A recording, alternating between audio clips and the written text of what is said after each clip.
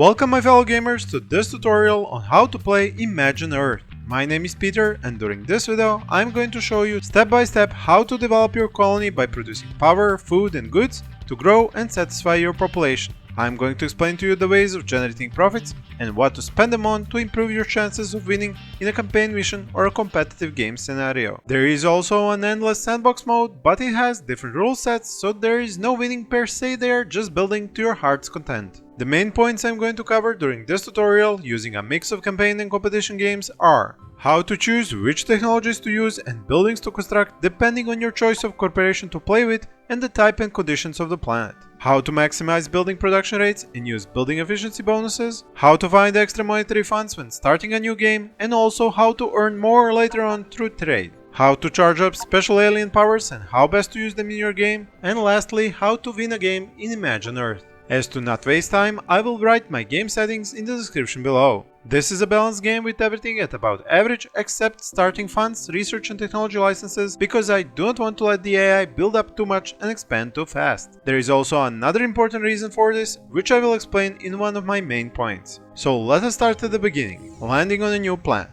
As soon as the game begins, use the P key and pause the game. You want to be able to take your time and look over the entire planet to see where are the alien structures, what abandoned buildings can be rebuilt and taken over, what natives are on the planet, where are the places where you can produce food and mine resources. To properly analyze the planet for the best landing zone, you have to know the specifics of the corporation you have chosen to play with. I'm going to use Imagine Earth Limited as this is the corporation from the campaign and it will be the easiest for you to follow in this tutorial. The important specifics for it are the organic farm food production and the recycling plants for goods production. What this means is that you need a large land zone rich in fertile ground so that the organic farm has high production efficiency and lots of room for population districts, because the recycling plant has high production efficiency if it is surrounded by population districts. This corporation has no power producing buildings or technology unlocked, so we can choose what kind of power plant to use once we land. Besides fertile ground and lots of open space, we need to land next to at least one alien structure. There are multiple ones on the planet and many kinds which produce different powers and buffs. I will explain them in more detail later in this tutorial. Another important consideration is the temperature of the triangles around our chosen land zone. This is because organic farms have a specific optimal operating temperature.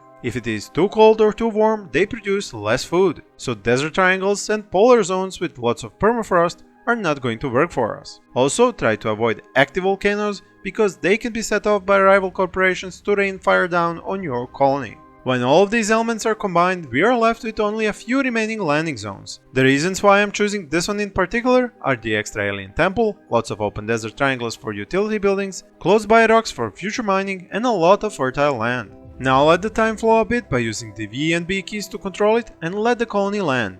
Once it's set up, pause once more. This particular alien building charges up the more population lives around it, so we need to plan to place a lot of population districts next to it. The first resource your colony needs to operate is power. Since we need to be building many organic farms here on the fertile ground, a great combination of technologies is unlocking and using the biomass power plants. These get a bonus to efficiency from each neighboring triangle of forests or certain food production buildings like the organic farms we have by default with this corporation. To get the maximum out of this power plant, we need to use our starting research licenses to unlock its 2 upgrades. As a bonus, we get to the tech for warehouse level 2, which means 2 instead of 1 resource collection drone per each warehouse. This is an extremely important and useful upgrade. It is also a direct path to the rocket terminal tech, which is crucial for generating high export profits, a topic I will explain at the end of this tutorial. Also, do not forget to set 1 tech for the regular slow researching. This first biomass power plant will receive major bonuses from the forested triangles. These will be cut down soon to add organic farms, which will supply that bonus instead, and produce the first food type our colonists will have available. You should take note that colonists need multiple types of food and goods to be happy, but this and other similar specific tips I will cover in a future video. And if you have been enjoying this one, please remember to hit that like button, post a comment about other topics or games you want me to cover, and subscribe to see these videos when I post them. But to actually cut down these trees, you will need collection drones from the mentioned warehouse. This building is unlocked by default and we will build it on the triangles with no resources, or at least no resources we plan to use soon. Then we add the first population districts. The triangles right next to the colony lander are reserved for these. No other buildings can be constructed there. The parks district will increase population happiness all around it, but it has a lower capacity for colonists. The recycling plant is best placed right next to the population districts for production bonuses. Once the warehouse is constructed, upgrade it and click on the forest triangles next to the biomass power plant and cut down the forest. You could also just bulldoze it to remove it faster, but you would waste goods gained by cutting it down. Next, you can cut down more of it to clear extra fertile land for organic farms. The future layout is simple: one farm, one power plant.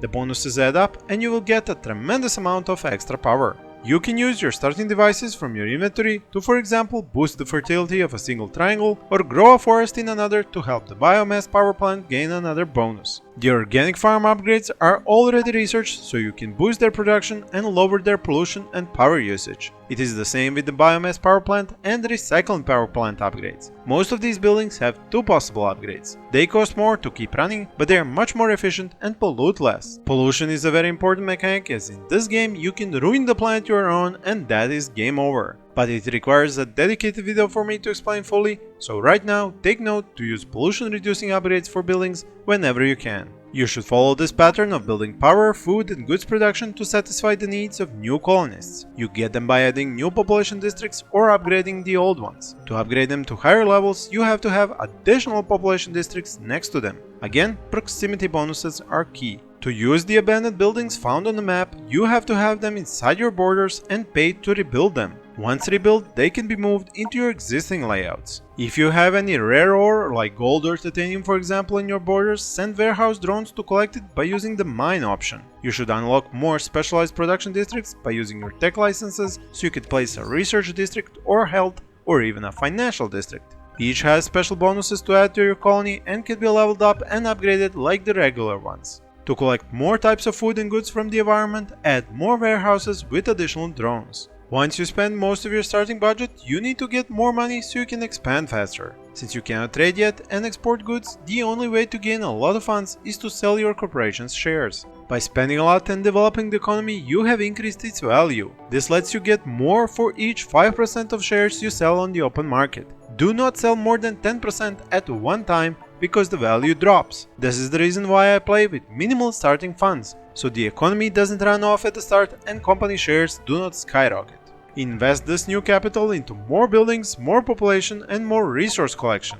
If there isn't anything more to collect in your area, unlock the frontier towers, which let you expand your borders. You can buy the extra land one triangle at a time, but that is very expensive. If you run into regular rocks with large supply, you can use one of the alien structure's powers to transform the rock pile into a rare resource. First triangles cost less to buy, but further ones cost a lot more, so use those frontier towers instead.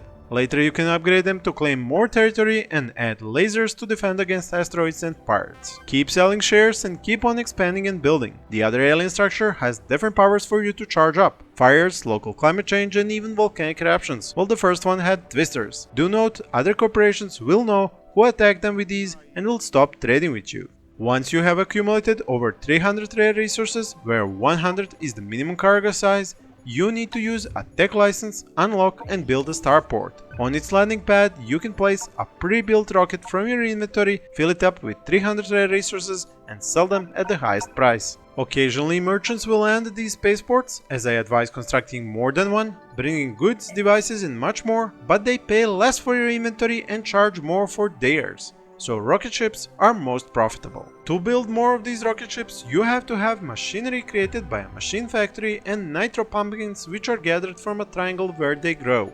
These are combined in a workshop which is also unlocked with the tech license. At 800,000 population, you gain access to a new landing permit. This lets you drop a new colony center down from orbit at any point on the map you choose. I would advise again looking for the best place possible while keeping the game paused. An ideal spot would be somewhere where you can charge up another alien structure and its powers, where there are more specialized buildings to rebuild and move to where you can use them, and where there are a lot more rocks with potential rare resources to harvest for later sale. You don't really have to add more population at the new colony center. You can use that new spot just for resource production if you want to keep upgrading and spreading your original colony center. The choice will depend on your current needs and the resources you have available at the first colony. Once you unpack your first rocket ship on the spaceport landing pad, click on it and fill its cargo hold with the most valuable but also the least necessary resource. Once launched, it will deliver money to your account. Gold is plentiful, and even with its use in crafting devices, you can export lots of it.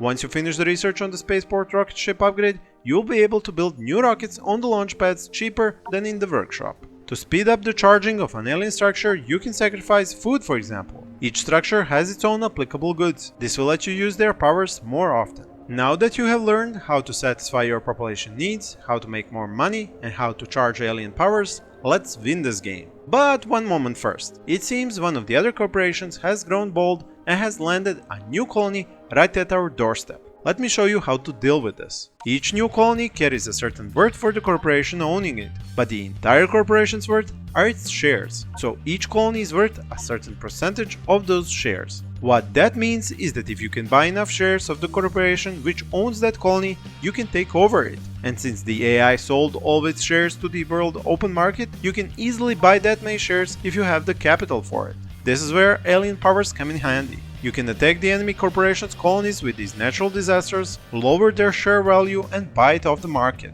Then simply click on the colony you want to take over and the corresponding takeover option. The objective in Imagine Earth is to gain more victory points than the other corporations. There is a window which shows which requirements you have to fulfill to win these points and the breakdown of the current victory points of all corporations. Just hover your mouse over each icon to see the tooltips. As you can see, we are just 1 point away from achieving victory, and it is an easy one. Just 100,000 more population to get to 2 million population total, as you get 1 victory point for each 500,000 colonists. And that is a victory. As I mentioned before, this game has many elements, some of which I didn't even have time to talk about in this tutorial, so stay tuned in for more videos about this and other games on my channel. Thank you for watching and happy gaming!